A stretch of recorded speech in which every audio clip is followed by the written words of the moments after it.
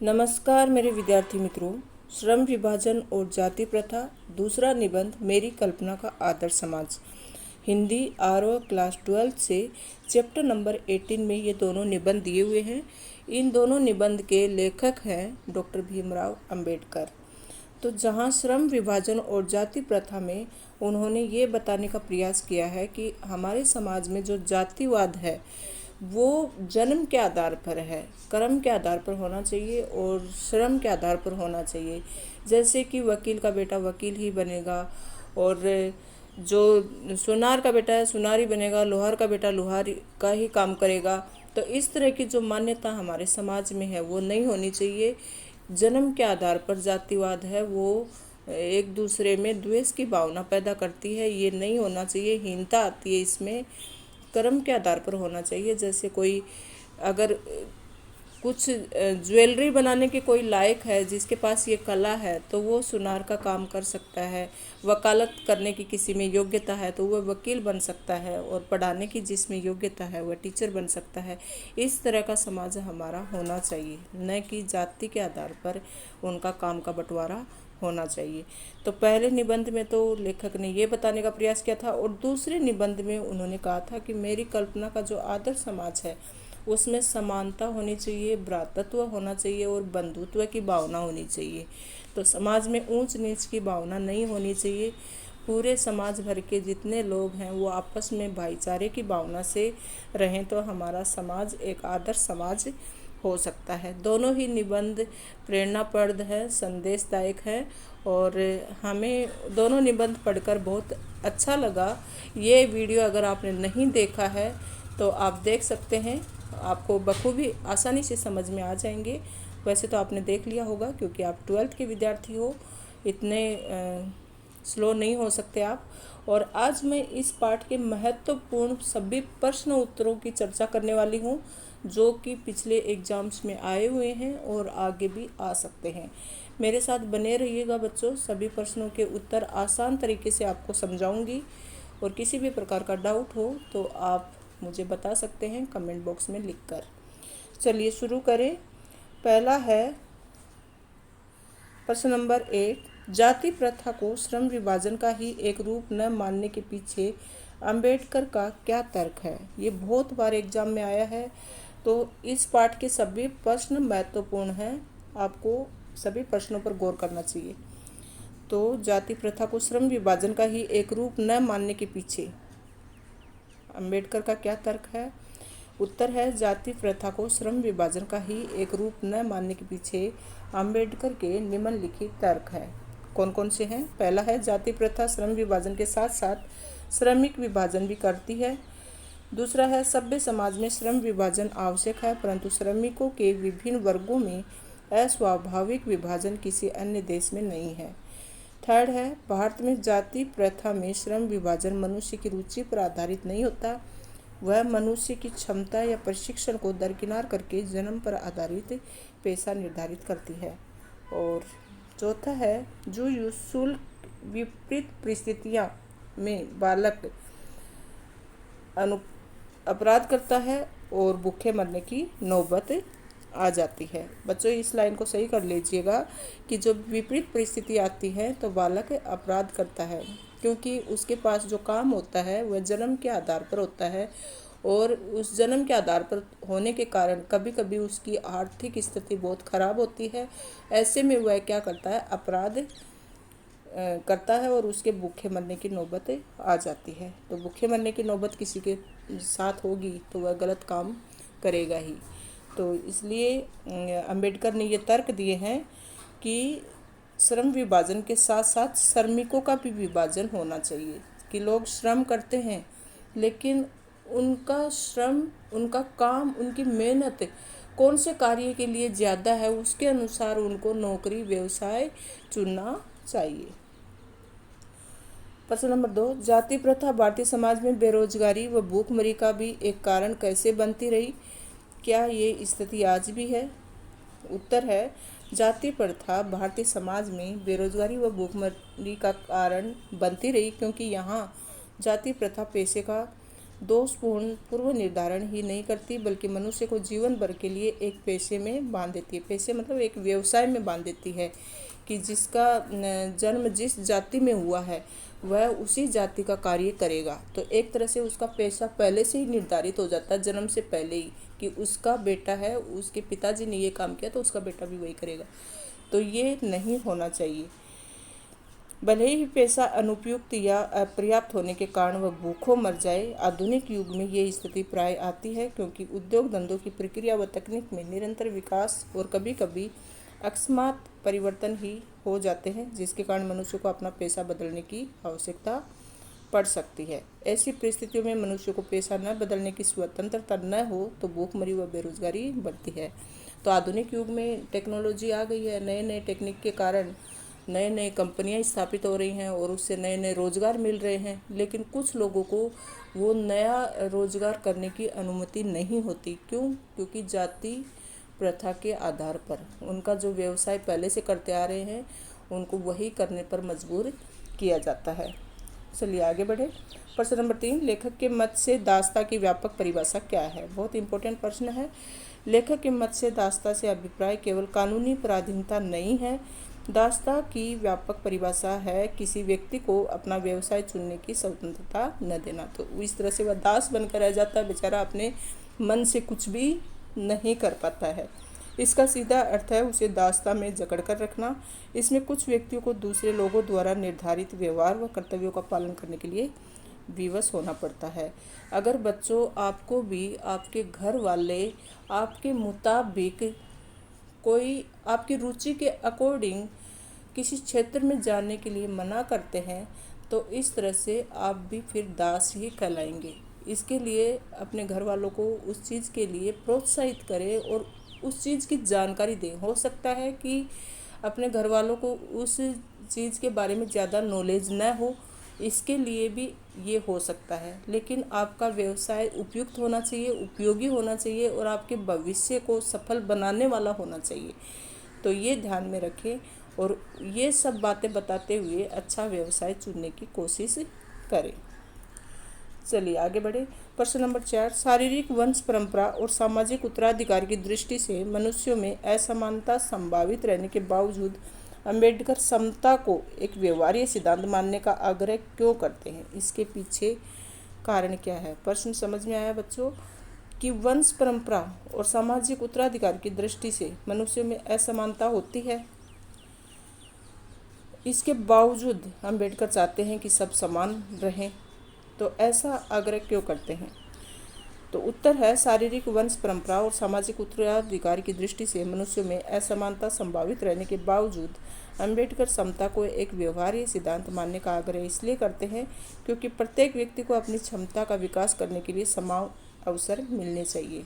वे शारीरिक वंश परंपरा व सामाजिक उत्तराधिकार के आधार पर असमान व्यवहार को अनुचित मानते हैं। उनका कहना है कि समाज को यदि अपने सदस्यों से अधिकतम उपयोगिता प्राप्त करनी है तो उसे समाज के सदस्यों को आरंभ से ही समान व्यवहार और समान अवसर उपलब्ध करवाने चाहिए। प्रश्न नंबर 5, सही में अंबेडकर ने भावनात्मक समत्व की मानवीय दृष्टि के तहत जातिवाद का उन्मूलन चाहा है। तो जिसकी प्रतिष्ठा के लिए भौतिक स्थितियों और जीवन सुविधाओं का तर्क दिया है। क्या इससे आप सहमत हैं? तो हम लेखक की बात से बिल्कुल सहमत हैं। उन्होंने भावनात्मक समत्व की मानवीय दृष्टि के तहत जातिवाद का उन्मूलन, जातिवाद को नष्ट करना चाहा। मतलब किससे? समानता की भावना से। अगर लोगों में समानता की भावना रहेगी, ऊंच नीच छुआछूत की भावना, भेदभाव नहीं रहेगा, तो अवश्य ही जातिवाद का नाश हो जाएगा। जिसकी प्रतिष्ठा के लिए भौतिक स्थितियाँ और जीवन सुविधाओं का तर्क दिया है। भावनात्मक समत्व तभी आ सकता है जब समान भौतिक स्थितियाँ, जीवन सुविधाएं उपलब्ध होंगी। समाज में जाति प्रथा का उन्मूलन समता का भाव होने से ही हो सकता है। मनुष्य की मानता उसके प्रयत्नों के परिणाम स्वरूप होनी चाहिए।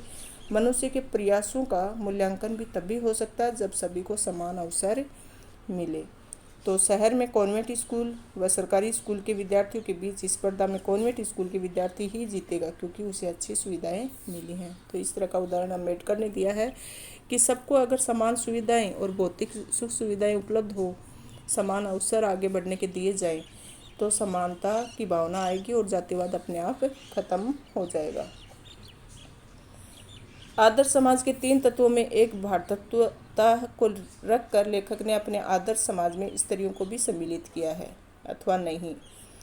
क्या भारतत्वता में स्त्रियां भी शामिल हैं? तो इस प्रश्न का आपको बताना है कि भारतत्वता शब्द से कहाँ तक आप सहमत हैं। उत्तर है, लेखक ने अपने आदर्श समाज में भ्रातृता के अंतर्गत, भ्रातृता का मतलब क्या है? भाईचारा, आपस में भाईचारे की भावना, तो इसके अंतर्गत स्त्रियों को भी सम्मिलित किया है। भ्रातृता से अभिप्राय भाईचारे की भावना अथवा विश्व बंधुत्व की भावना।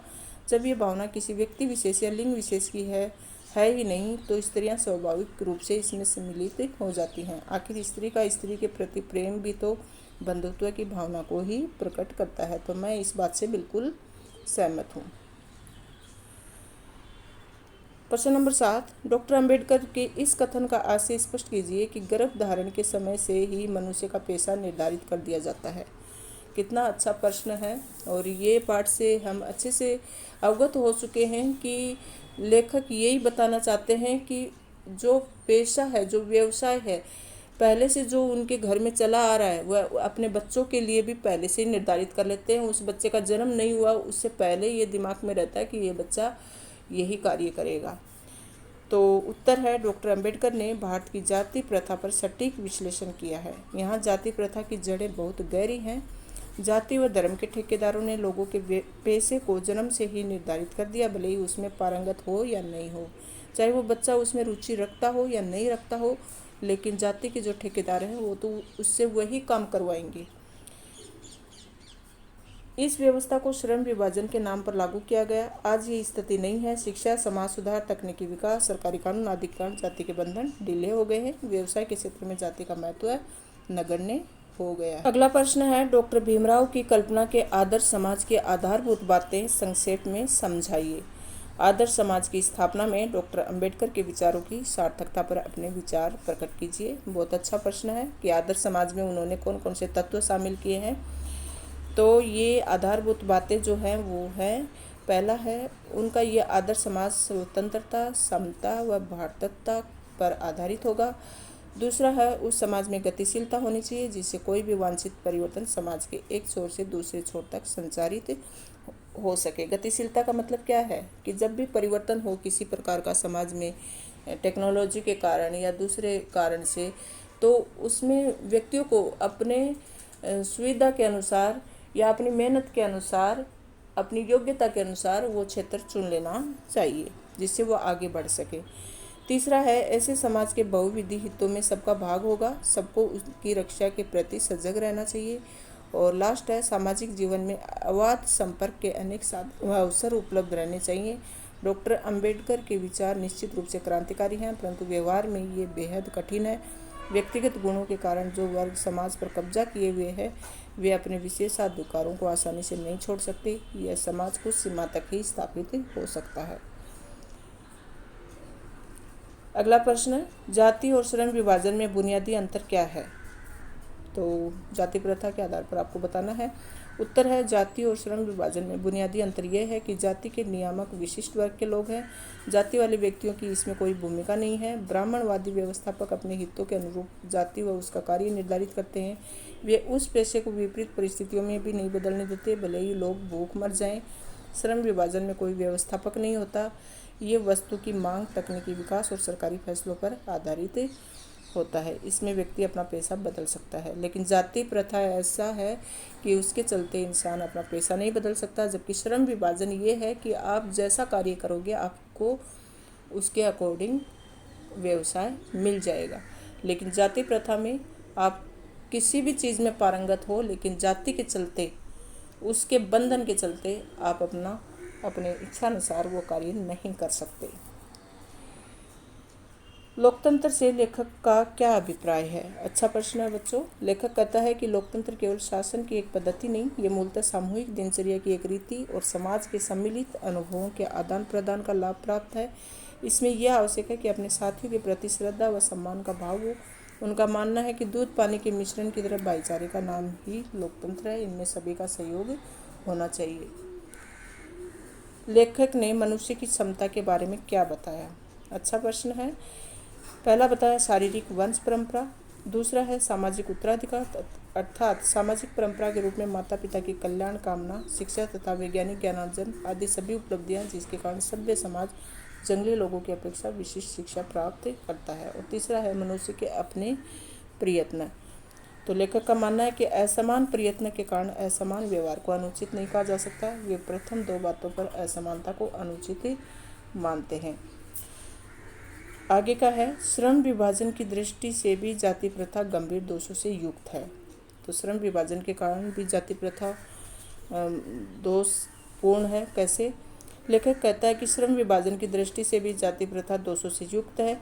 इस विषय में निम्नलिखित तर्क देता है। जाति प्रथा का श्रम विभाजन मनुष्य की इच्छा से नहीं होता, पहला। दूसरा है मनुष्य की व्यक्तिगत भावना तथा व्यक्तिगत रुचि का इसमें कोई स्थान अथवा महत्व नहीं रहता। और तीसरा है जाति प्रथा के कारण मनुष्य में दुर्भावना से ग्रस्त रहकर चालू काम करने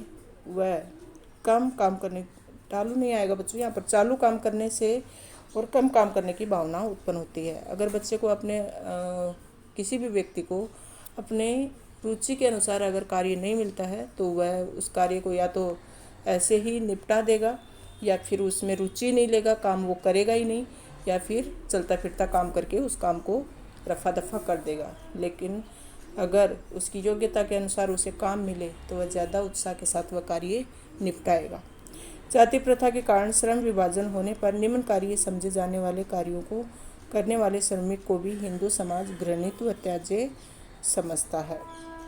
तो समाज में निम्न काम करने वाले को चाहे उसकी रुचि के अनुसार वह कर रहा हो, लेकिन समाज उसको नीची दृष्टि से देखता है, घृणित दृष्टि से देखता है। इसके लिए भी लोग चाहते हुए भी वो कार्य नहीं करना चाहते। प्रश्न नंबर 13, डॉक्टर अंबेडकर समता को काल्पनिक वस्तु क्यों कहते हैं? तो डॉक्टर अंबेडकर का मानना है कि जन्म, सामाजिक स्तर, प्रयत्नों के कारण भिन्नता व असमानता होती है।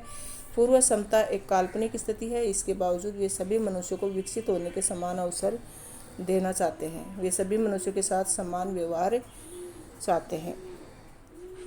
Thank you students. सभी प्रश्नों के उत्तर आपको अच्छे से समझ में आ गए होंगे। अगर सभी प्रश्नों के उत्तर आपको समझ में आए हैं तो वीडियो को लाइक कर दीजिएगा, और नहीं समझ में आए हैं तो कमेंट कर दीजिएगा, ताकि मुझे पता चले कि आपको किस प्रकार का डाउट है और आपको किस प्रकार के टॉपिक की आवश्यकता है। Thank you so much.